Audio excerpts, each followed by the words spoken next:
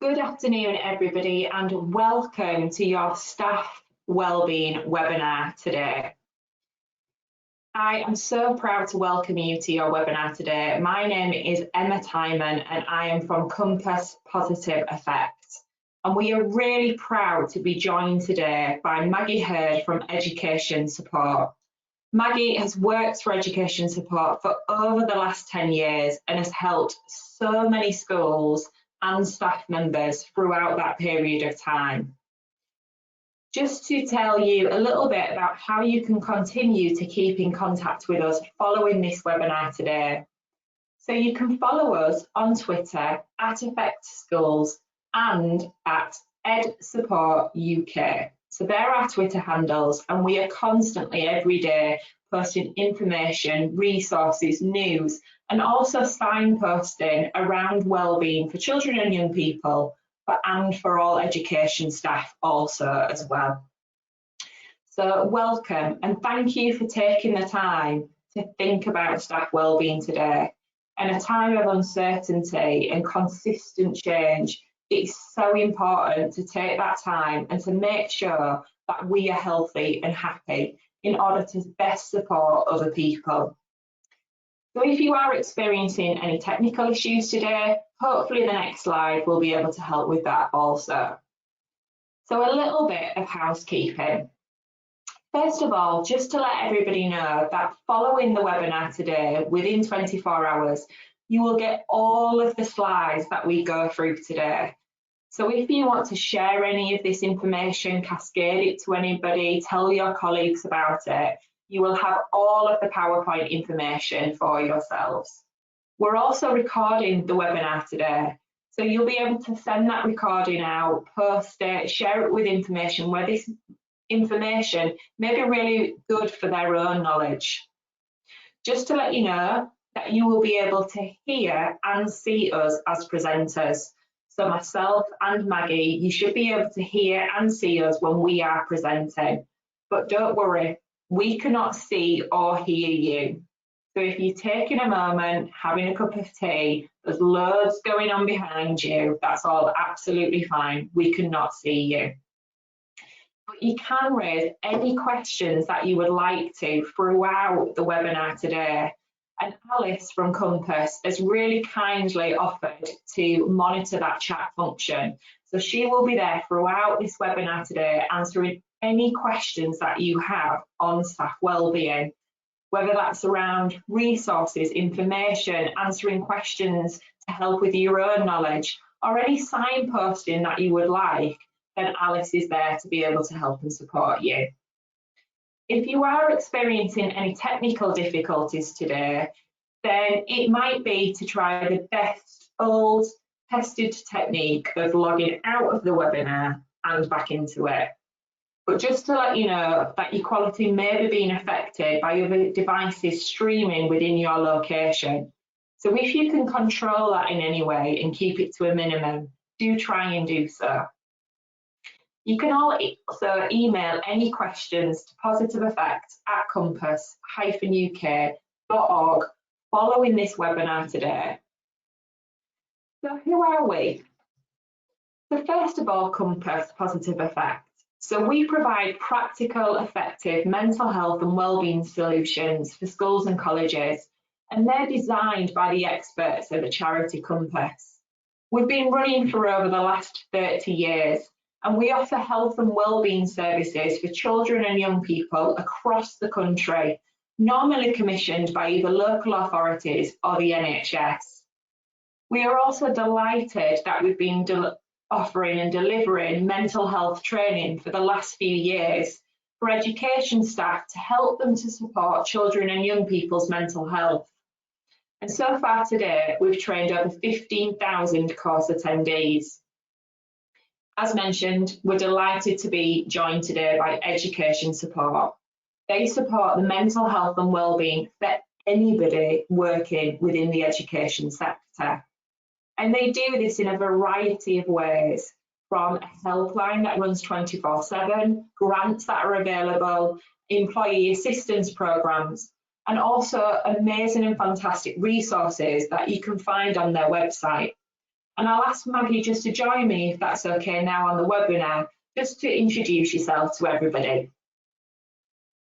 Hi, good afternoon, everybody. And again, to echo what Emma said, I'm really delighted to be part of this webinar and to be able to introduce you to education support and go through some of our research and then some self techniques that we can use and look at staff wellbeing as well. I look forward to speaking to you later. Thank you very much, Maggie. So let's have a little bit of a look at setting the scene. So the pandemic has created new pressures, ever-changing job roles and increased workloads. And now more than ever is the time to support our well-being and to make sure that we're adopting self-care. We've returned over the first half of the autumn term to now what we will know going forward as the new normal. And education staff have been working relentlessly to get ready for this. And this has meant hours of extremely dedicated work and also ever-changing in their abilities. The fact that during that pandemic, they thought of new creative ways of delivering education and doing that in such a short time period as well. And that has meant a prolonged, constant working environment. And you've been doing that for several months. And this is added to the pressure and the stress that people are encountering and feeling as a result of all of this, because you've had to come up with new safe ways of working as we go on and as things ever change as well. So it's really important that we make sure we are looking after ourselves, because during Stress Awareness Week, this week, we wanted to make sure that everybody had the opportunity and the dedicated time to learn, pause and reflect on their own well-being, or if possible, how they can support other people's well-being as well. So what will we be looking at today? So first of all, I'll be explaining the difference between our personal well-being and our workplace well-being, and how they affect each other. I'll then be taking you through the differences between pressure and stress, how pressure can lead to stress and the signs and symptoms of stress as well. I'll then be handing over to Maggie for her to take you through the recent research from Education Support and all the different and amazing ways that they can support staff wellbeing. So first of all, let's have a look at what we actually mean by wellbeing. So the concept of well-being comprises two main elements. It's about feeling good and functioning well. It's about having feelings of happiness, contentment, enjoyment, curiosity and engagement. Equally important for well-being is our functioning in the world. Our experiences of positive relationships, having some control over our lives and having that sense of purpose. And for people to feel positive well-being, we must go back to those two main points about feeling good emotions, but functioning well. And within that, it's important that we also reflect on that connection between well-being and mental health. So if we are constantly feeling that we have no positive experiences and that we don't have a sense of purpose, how is that going to affect how we feel and think over a period of time, and ultimately our mental health? And let's reflect here on the current situation in the pandemic. So we know that we have consistently over a period of time now been struggling with some of those feelings of happiness, contentment, enjoyment because of all the restrictions that come around us. And this is maybe really human interaction and also that sense of control over our lives. So it would be no surprise that people's well-being is being affected during this time and that they're feeling decreased well-being. And as education providers, it would be good if you've made those aware notices as well within your setting about your own wellbeing and how that's been affected. Or has it fluctuated over this time as well? And have you noticed differences with your colleagues as well? Which brings us on to thinking about staff wellbeing. So staff wellbeing fundamentally means how well the working environment feels to its employees. And this covers loads of different areas, from the physical environment, the reputation of the school or college, the role that you carry out, your working hours, the support that's provided to you, and how secure your job feels. Good staff wellbeing can mean different things to different people, but it's likely to include things such as autonomy, opportunity, fair pay, a good environment that is free from bullying or harassment, and a working culture that encourages work-life balance. Because when we feel good levels of workplace well-being and personal well-being, we feel like things are in balance, that we can manage situations as they arise, and that we generally cope well and better. And this sense of well-being also helps us as staff members to feel motivated, engaged, and be resilient. These feelings can also lead then to improved performance, higher job satisfaction, and reduced absence. But we must remember the saying here that we can't pour from an empty cup. If you or your colleagues are experiencing poor well-being, then you're likely to be feeling demotivated, finding it difficult to manage normal situations that would be easier for you to be able to do. And also feelings of less happiness or being confident with the job role that you carry out. And the coronavirus has also brought new and different ways of working, where education staff are unable to group together or gain the peer support that they would normally be able to do so. Therefore, they're feeling more isolated in the roles that they're carrying out. And their normal experiences of interaction are very, very different. As well as that, they're receiving and hearing constant unsettling news. Even the new lockdown measures that came into place today will be affecting that. How is it feeling for members of staff when the rest of the country is being told it's unsafe to go out and to go to work, and you should remain at home, but you're being told to go to work? And thinking about those other vulnerabilities where people may be going out to work within an education provider and returning home to vulnerable people. How is that conflicting in those messages and those feelings of what they would like to do? So this brings us on to thinking about pressure and what pressure means, and when pressure is good and when it turns into being bad. So this brings us to the work of two psychologists, Robert Yerkes and John Dodson, and they developed the first version of the pressure performance curve back in 1908. And as you can see on the x-axis at the bottom is pressure, and on the y-axis going at the top is the performance.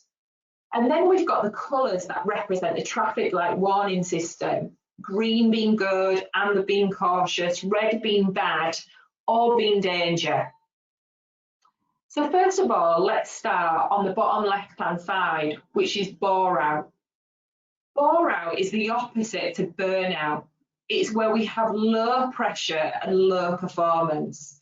And although it might be enjoyable for a short period of time, it leads to demotivation, disengagement, and it can also lead to things such as insomnia, anxiety, and depression.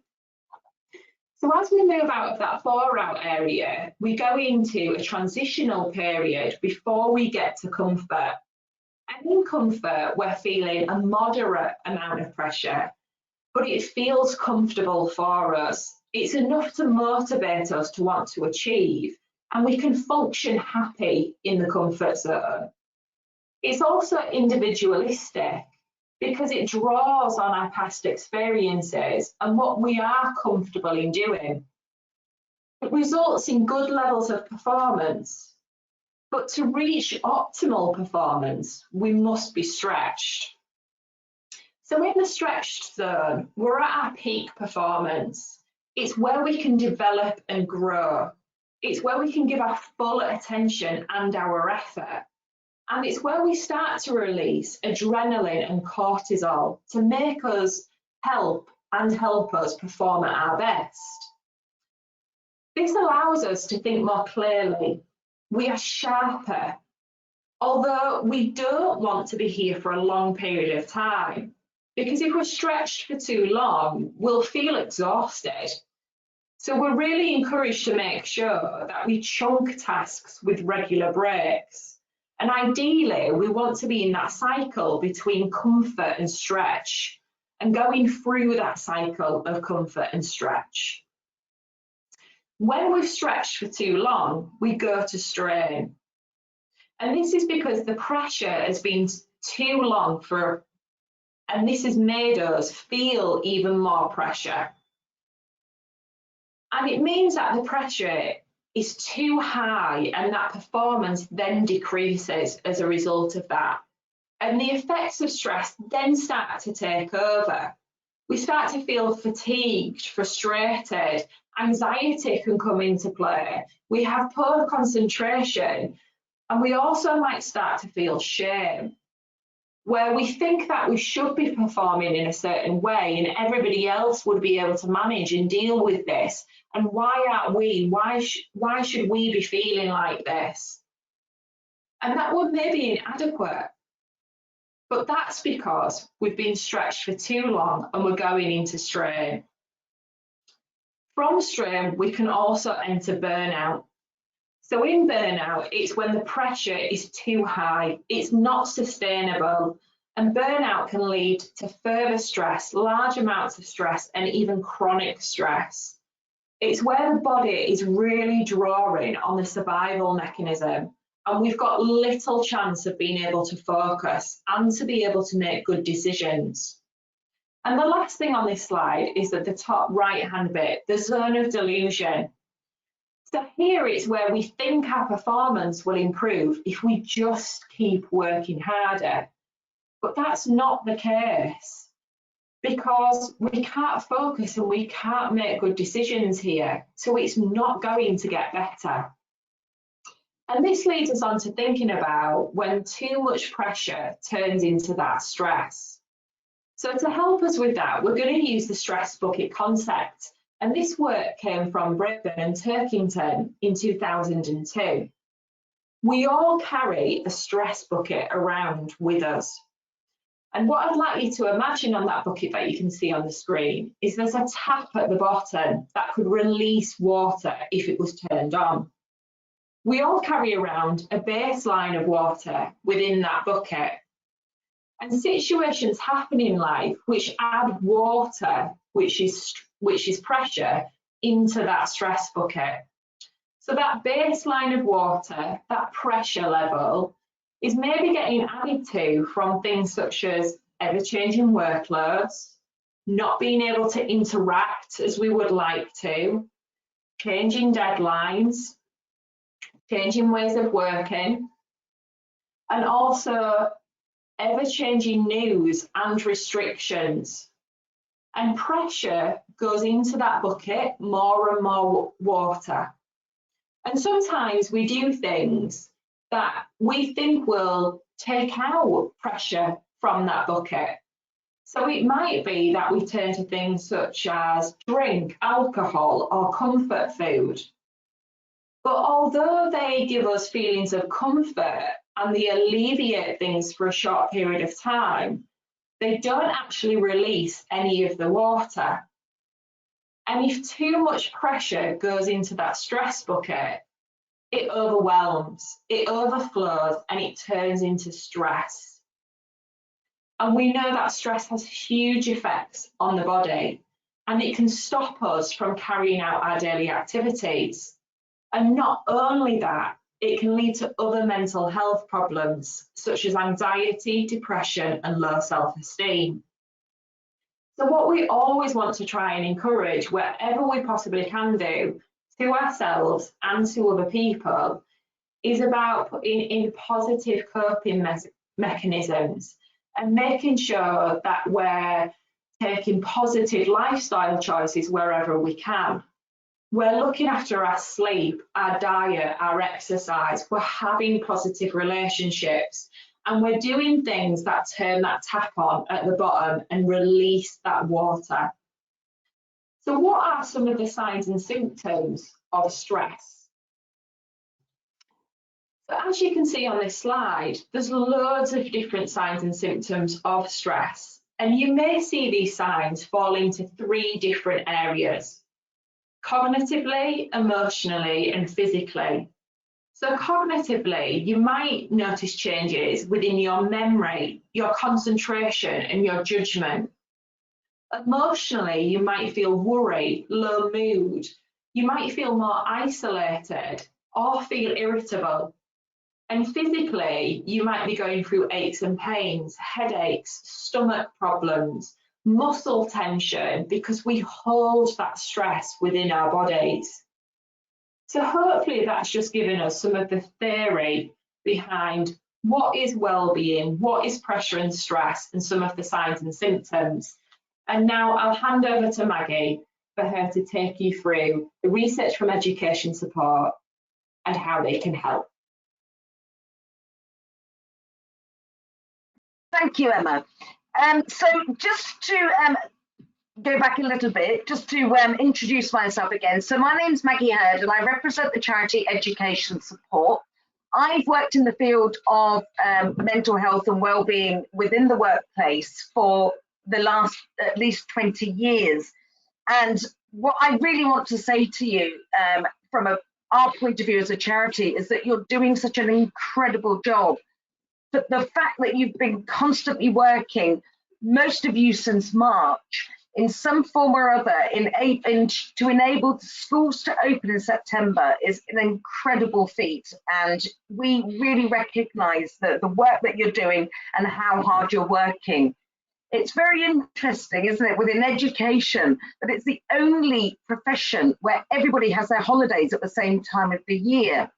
So we're all feeling tired at the same time of the year. We're all feeling quite stressed and we're all feeling quite vulnerable at the same time of the year. And that doesn't happen anywhere else. In other industries, you'll find that people can top up their levels of well-being by going on holiday, taking some time out at different times. Whereas in education, we're all there at the same time and then we all take our holidays at the same time. So who are Education Support? So we are a charity, we're your charity, and we're there to represent you, your colleagues, and anybody who works in the education sector or has worked in the education sector. We provide a range of support for schools and education institutions in the form of our helpline, as Emma mentioned. We have an employee assistance programme, which I'll talk about a little bit more later. And we also do resilience work and surveys. What we really do as well is look at research. We've been working in the education sector for over 130 years, and we do our research in order to represent you at a government level. So we're not aligned to any government bodies and we're not aligned to any union bodies. But our Chief Executive, Sinead McBrearty, sits on a DFE advisory group that looks at mental health and wellbeing within the education sector, and we take a lot of our research onto them and represent you in that way, and we lobby government on your behalf. So what kind of services do we provide as a group? So we provide a range of free support in the form of our helpline, and we also provide grants for anybody who works in education. And this is in the form of financial support, because what we don't want is anybody who's struggling financially to feel that they have nowhere to turn to, because that has a massive negative effect on your mental health and well-being. So please, if you or any of your colleagues are struggling financially for any reason at all, it could be a debt issue, it could be council tax arrears, it may be that your boiler has broken down and you need to replace it, you can come to us for a grant, and we take every application on merit, and all you need to do is fill in the form on our website. It's really easy and a really friendly service to actually access. Our helpline over the last year has taken over 14,000 calls, and at least 2 calls every day are somebody who is thinking of or showing feelings of suicidal tendencies. Our grant service has given out £1 million over the last 3 years. And so we know, and the need is not going away. And in fact, because of the current situation, there could be more need for financial support. You may have partners who've been made redundant or are furloughed. You may not have the same resources coming into your family. If you're worrying about that, it's going to have a massive knock-on effect when you're at work. So please do think about what we're there for, why we're there, and how we can support you. Our research takes the form in different ways. So every year we do a teacher wellbeing index. And I want to share with you some of the research from our last wellbeing index that was carried out in 2019. Our new research is just about to be released, but this is from 2019. And it's not going to surprise you to know that even though we know that education is the best profession to work in, and that it's a wonderful area to work in, but it can be very stressful, and it goes in peaks and troughs as well, that you can plan to the nth degree, but no 2 days can be the same, and anything can disrupt your day. So it won't be surprising to see that 34% of people experienced a mental health issue in 2019. That is not just stress, that is an actual diagnosed mental health issue. 73% of teaching staff reported feeling stressed at some time. And what's very worrying for any of you who are actually school leaders or part of a leadership team is that 84% of senior leaders reported feeling stressed. Now, if the senior leadership team are feeling overwhelmed and overstressed, then they're going to have a really difficult job of supporting everybody else within the school family. And so it's the old analogy of sort of putting on your oxygen mask before you help anybody else. We need to make sure that our senior leaders are maintaining their own personal resilience and well-being as well as everybody else. And as Emma showed us on the last slide, the physical and psychological symptoms of stress, 78% of people reported feeling those. And that can be anything from the anxiety and stress symptoms to physical symptoms that can result in people needing to have unnecessary hospital appointments, going to have tests that because they think they've got stomach issues, or they might have issues with headaches and that sort of thing, and then go on to have a lot of medical intervention when actually it is related to stress. So let's just drill down a bit and have a look at those issues and where they're coming from. So if we look at the next slide, a lot of the issues are coming from work-life balance. And we know that work-life balance can be an issue within schools. And we know that, whilst parents think that we all take long holidays, actually, most of us work during those holidays. And that's, been very apparent in the last year. So work-life balance is one of those really key areas that if we can acknowledge it and look at how we can better look at our work-life balance, then that can have a massive impact on our stress and anxiety in the workplace. Workload also comes out as a very high issue. Luckily, it has gone down a little bit, and I think that's coming into play with all the work that ourselves, the likes of Compass, are actually doing in highlighting better mental health and well-being, and perhaps looking at how we divide up tasks and the different, and actually saying no to things sometimes, and trying to get rid of some of that unnecessary paperwork and excess paperwork. We're also looking at pupil and student behaviour.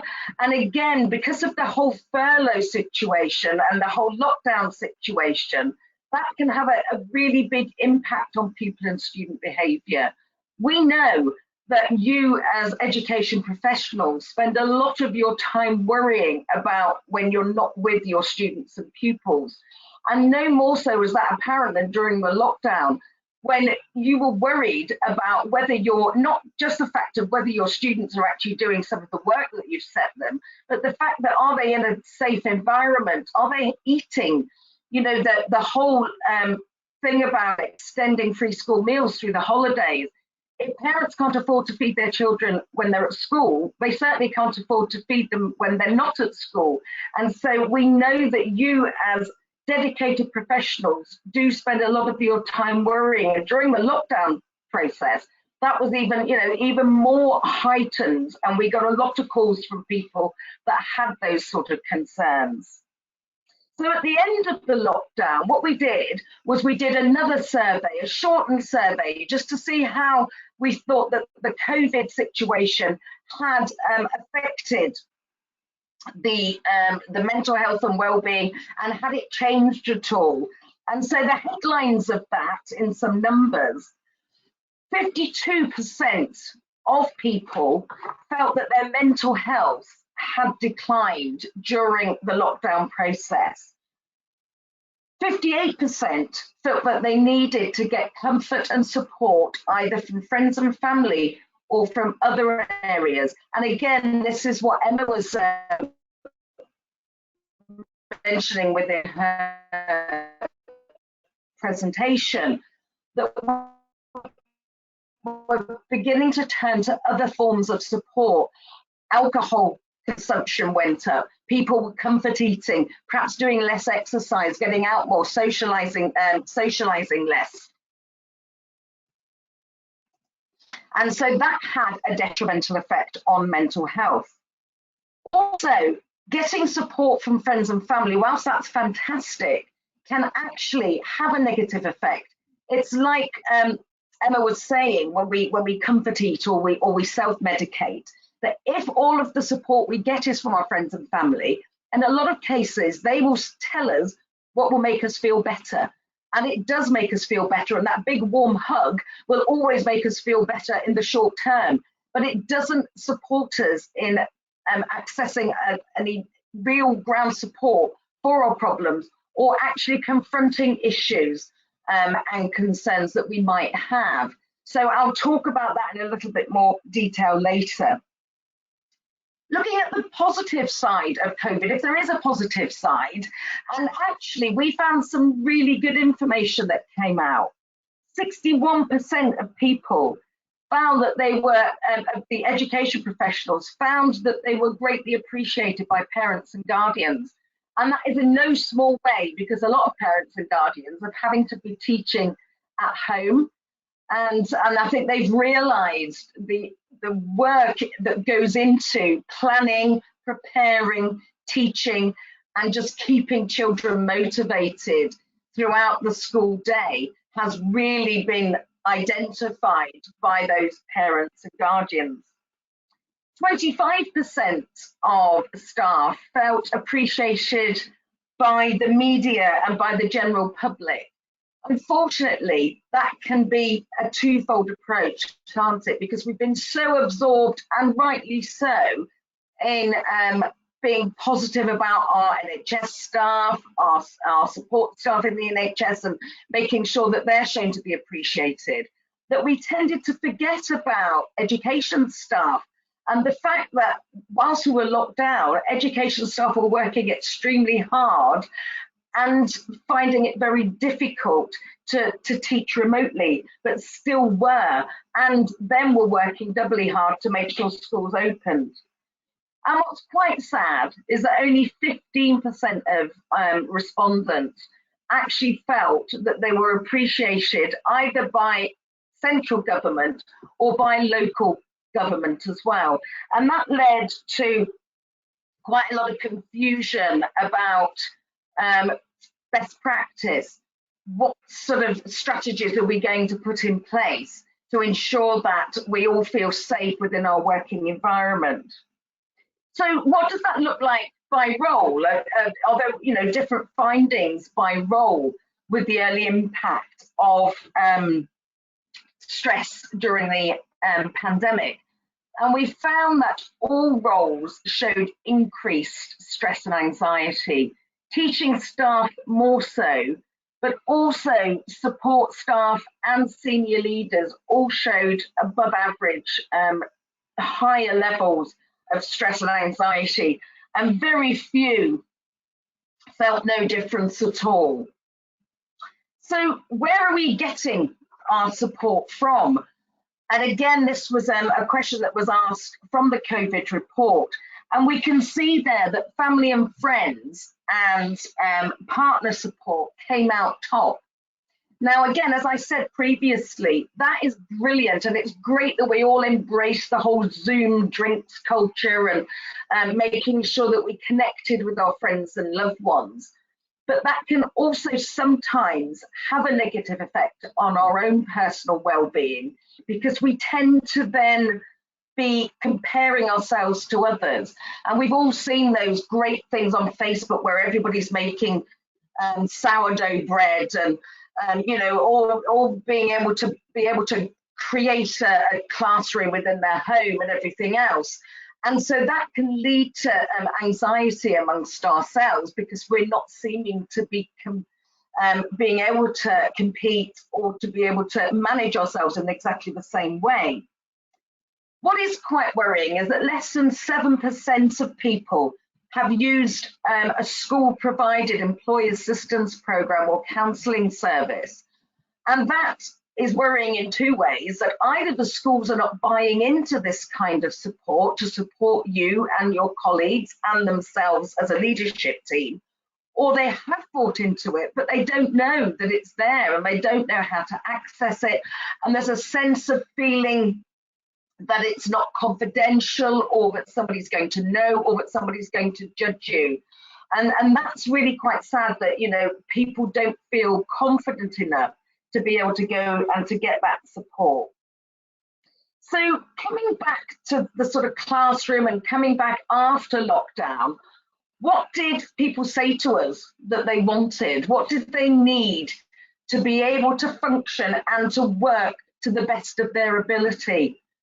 And we got about 13,000 responses here, and the key thing that came out was guidance. They want to know what the best practice is, what they should be doing, and not having to be reactive all the time. We know it's an ever-changing environment, and as Emma said, we've gone into lockdown again today, but we want some consistency. We want to know in time. We were only told today, or sort of midnight last night, that secondary students need to wear masks when walking around school. Well, we went into lockdown today. We need to know those things beforehand. And we also need to keep a bit of a consistent approach. Lots of schools are behaving very differently in the form of how we react if somebody's showing symptoms. Are they sending them home immediately? Are they waiting for them to be tested? And so if you've got children yourself, you're trying to work and you've got your children being sent home from school, or you have to be sent home to self-isolate, it can be very confusing. So people want to make sure as well that they have some stringent health and safety measures in place, that their mental health and well-being is being monitored, looked after and acknowledged, and also to have that management support and the time to be able to reflect, but also to be able to take that time to be able to do their work to the best of their ability. So how can we and what can we do to support our own and our colleagues' mental health and well-being, and to support that resilience? So we look at this in several ways. We look at it from the point of the workplace, we look at it from the point of the individual, And then we look at that emotional support and what is available to us. Now, from a workplace point of view, and if any of you out there are managers or part of a middle leader or senior leadership team, then it's really important that I think at this time that we prioritize well-being. It's very easy to say, oh yes, we all look after each other, you know, we're a very close collegiate family. But at the moment we're working in bubbles. So we're not necessarily working in those collegiate environments that we had before. Now, in some ways, this is very good because it means that, you know, you have one-to-one time, you spend more time with your students, but you have less time to interact and to talk and to share experiences and best practice with your colleagues. So it is important to make sure that we do prioritize well-being, that when we have inset days or we have team meetings, that well-being is on the agenda, not just as an aside, not just as a nice to have or an addition, but it becomes a regular part of how we speak within school, and that it becomes the norm to have it on our agenda, rather than just say, oh yes, we have cakes on a Friday or something like that. But we look at it in a more strategic and structured way, either doing things like Q&As, asking how people feel, making sure that staff know the support that's in place, keeping our wellbeing notice boards up to date. I've been in so many schools where the wellbeing notice board is stuck away in the corner of the staff room and is covered in wrinkly bits of curled up paper and things about inviting people out on a, you know, for work drinks or something like that. And all the support information is kind of hidden beneath that. It's also a very good idea to move your notice board around, so that, because people get used to seeing the same thing. It's like if you've got a picture in your house, if you see it every day, after a while you don't notice it.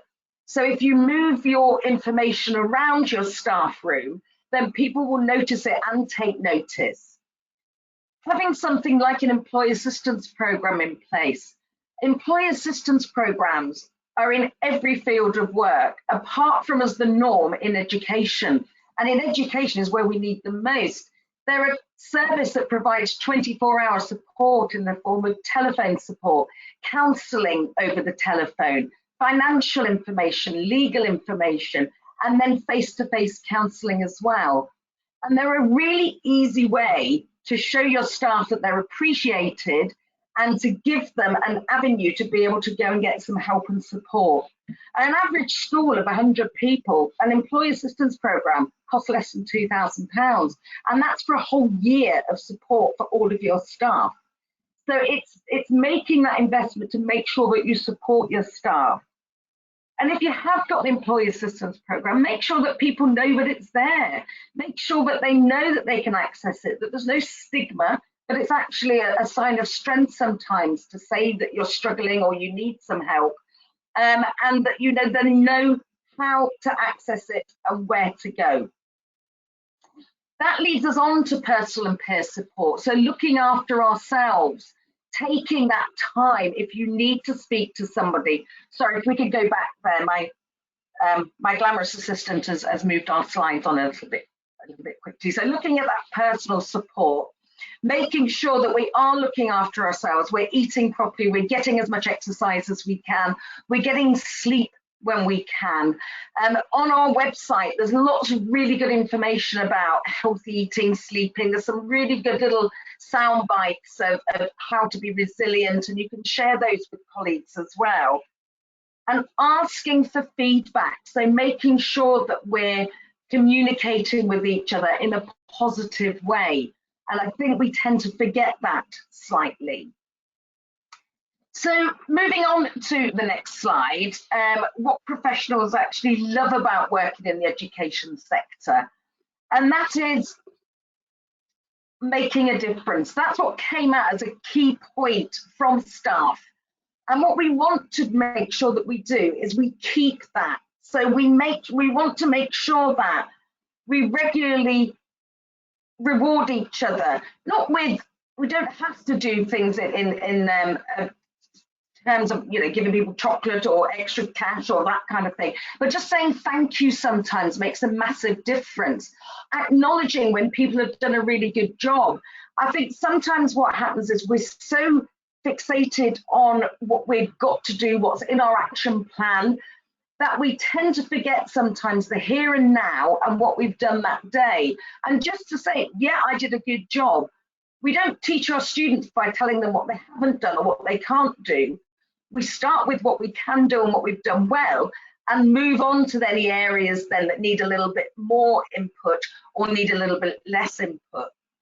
Don't volunteer for everything. You don't have to be the person that volunteers for everything. Make sure that you focus on the things that are going to make a difference to you and your working environment. Have a look at the Stephen Covey example of the circles of concern. As human beings, we tend to be really focused on things that we have no control over. As educationalists, you don't have control over Ofsted. You don't have control over SATs, what the government's going to bring in next. So try not to focus too much on that.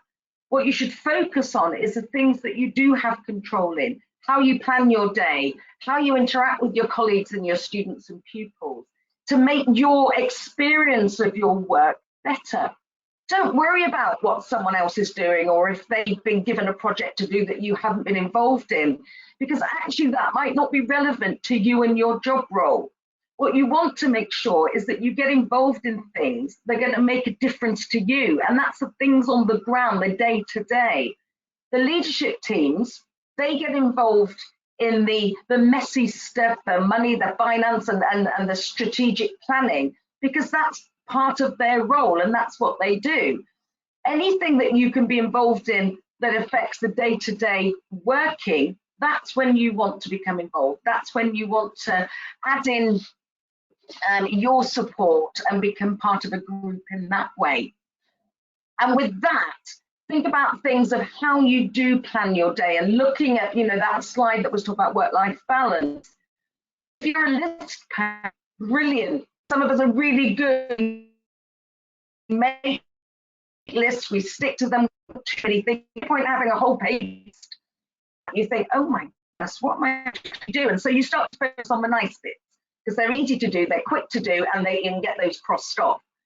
Don't put things on your list that you've already done just so you can cross them off. We can all be guilty of that we just copy things over onto the next page. And prioritize your list. So if lists are right for you, prioritize them, compartmentalize them. What's urgent? Get that done, get it out of the way. They're normally the awful things, reports, that kind of stuff. If it's stuff you don't like doing, do it first, because then you've only got good stuff to look forward to. When you're looking at your evening planning and you're doing your marking or something like that, set aside time to do that. Some people prefer to work in the evening a bit later when their own kids have gone to bed or they've helped them with their homework. You can't help your kids with their homework, make tea and do your marking at the same time, because you won't do any of those things really well. So you need to prioritize your time, and it doesn't matter if that's in the evening, it doesn't matter if it's on a Saturday morning. If that works for you, it has to be what's right for you, and there's no one size fits all. With emails, don't send emails at midnight unless you want a reaction. That's what happens. People think, oh my goodness, Maggie's working, so I should be working. But if you feel better sending your emails later, just time them. Make sure we don't go until the next day. So you've got your work done, you feel better, but somebody else doesn't feel they have to read them. So looking at this slide, we know, as I say, that education is one of the best professions to work in. And we start to come into our own and become much better workers when we're faced, with different challenges. And my goodness, we can't face any more different challenges than we have this year. So the last slide is just our helpline number.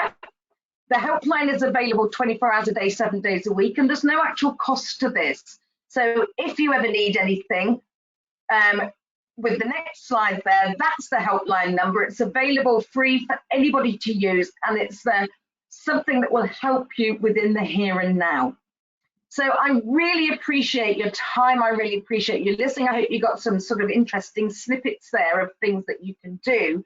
Do have a look at our website and do stay healthy and stay mentally fit as well. I'm going to now pass you back to Emma. Thank you so much, Maggie. Tons and tons of information there on education support, their findings about what's currently happening for education staff in terms of the way that they're feeling. So hopefully a lot of that information was really useful to you. And just to summarise there about some of that support and what you can go away and think about. So it's about modelling behaviour. It's about making sure that everybody is giving out the message, it's okay to not be okay. And also about those human interactions. When you have got the opportunity to ask somebody how they are, make sure we mean it. We want to know the answer and we delve in. And going back to that really important information of asking how are you twice. So a lot of the time people will give the automatic answer the first time, but draw on the fact that this is a really difficult time for so many people and ask it twice. Also about a staff wellbeing strategy. So if you can go away and encourage or influence your school having a staff wellbeing strategy, getting it at the forefront and having commitment behind it, that would be great. Making sure where you can, you recognise and praise the work of other people. And that's specific, making sure that it's meaningful. But also making sure that you praise yourself for the amazing work that you are doing. Also thinking about all the different types of wellbeing support that is available to staff members, whether that's internally or externally. Making sure, as Maggie mentioned there, that it's available, accessible and really communicated on a regular basis, because we never know when somebody might need it. And that comes from education support all the way through to when somebody is in crisis. Would you know where to signpost them to? It also might be that you think about training. What are the training needs of your staff members to help them feel more confident and competent in the roles that they carry out? Here at Compass, we offer a variety of training, as mentioned right at the very beginning, on mental health and wellbeing of children and young people. And we offer that from foundation level for everybody to take part in to advanced level and delivering specific interventions, through information for senior leaders and also creating peer champions within the school. So finally, the last thing for me to mention here is a huge thank you from us to you.